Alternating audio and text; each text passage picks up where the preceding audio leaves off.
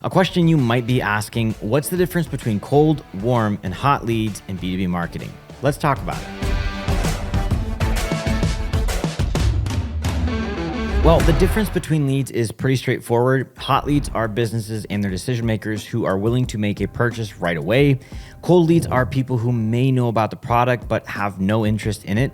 And in the middle, between these two opposites, are those who either can't buy from you right now or have no desire to do so for some reason, hence their name, warm leads. And that's the end of the video.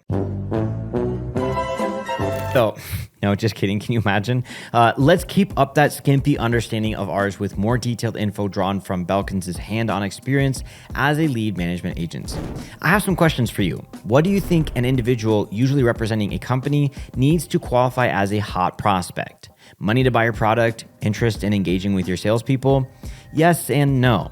In B2B marketing, an ideal customer profile or ICP alone resolves the cold leads versus warm leads struggle. B2B sales and marketing teams frame their interactions with sales leads through the lens of an ideal customer profile. A lead is hot and willing to buy the product when there's a clear understanding that addresses their pain points and makes their workflow easier. So how can you know this right away? By seeing if the lead aligns with your ICP. If a lead hasn't revealed interest in the product but meets almost all the criteria of your ICP, the odds are higher that you can nurture that lead into the sales process quicker than those who express interest but aren't on your profile. Although interest does play an important role. As you may know, marketing and sales teams classify leads based on their interest in a product or service, the amount of communication they've had with sales representatives, and how lead research data compares against the company's previous successful deals. Essentially, an ICP. So let's keep both of these factors in mind when talking about different types of sales leads, if they're interested in the product and fit an ICP. First up, what are cold leads? Well, cold leads are businesses or individuals that have very little interest in your product or don't have it yet. These leads may not even be aware of your product and its value, so brands should reach out to them directly or build their lead generation strategy in a way to attract them organically. Here's a brief example. Suppose your ICP includes small-sized nonprofits with workforce training programs, 10 to 50 employee teams based in Northern Europe, and making 100 to 500K in revenue. Imagine a lead falls into your lap. Time to get an email address. So you can get it from an on-site form, a sign-up form for a webinar or newsletter, or any other of the options that you're currently seeing on the screen. Now you see that lead works at a nonprofit as a CEO or CIO and matches your ideal customer profile to a T. Expressing minimal interest in your company or product and matching your ICP qualifies them as a cold lead.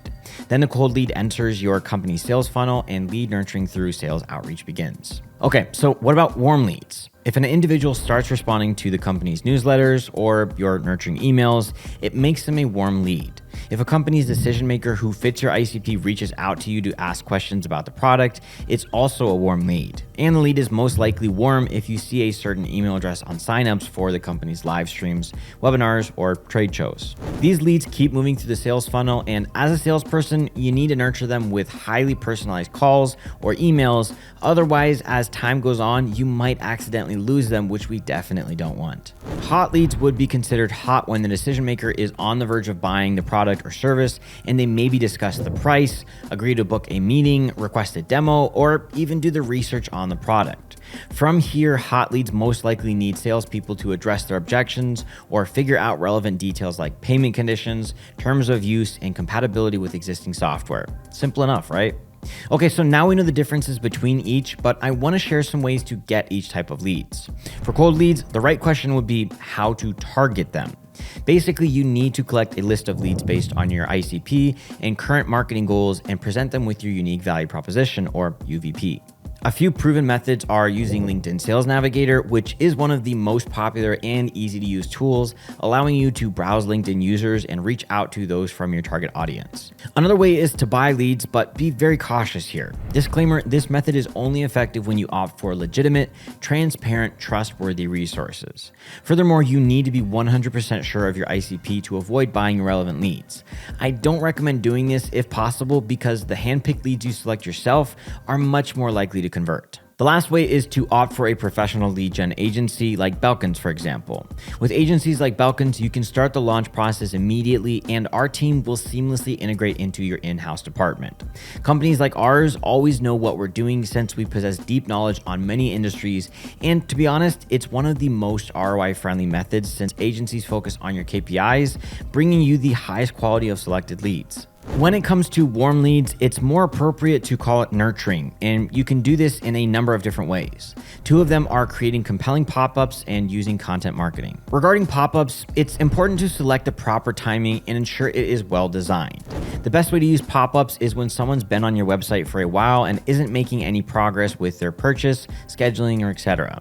If you can get in front of them at the right time when they're ready to give up, you'll have a much higher chance of converting that lead into a sale. When talking content marketing, focus on posting high quality content, newsletters, op-eds, infographics, long-form articles, how-to pieces, and case studies. Always providing valuable tidbits will teach your audience to come to you for the right information. Once they associate you with value, they will be more engaged and ready to buy.